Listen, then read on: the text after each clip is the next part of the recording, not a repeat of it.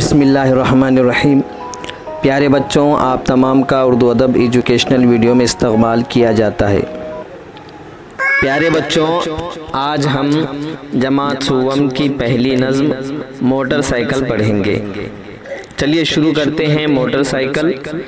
फट फट फट फट फट करने वाली, मीलों का दम भरने वाली। फट फट फट फट फट करने वाली, मीलों का दम भरने वाली। आन बड़ी है, शान बड़ी है, दो पहियों में जान बड़ी है। आन बड़ी है, शान बड़ी है, दो पहियों में जान बड़ी है। जंगल बस्ती शोर मचाती, जंगल बस्ती शोर मचाती, सड़कों पर है दौड़ लगाती।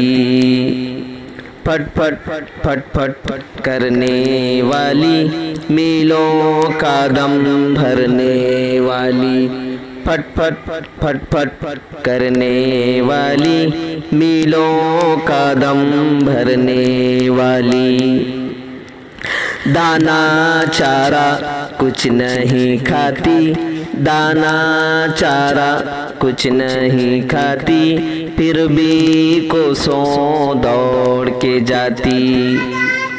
थक जाने का नाम नहीं है, थक जाने का नाम नहीं है, बैठे रहना काम नहीं है, बैठे रहना काम नहीं है।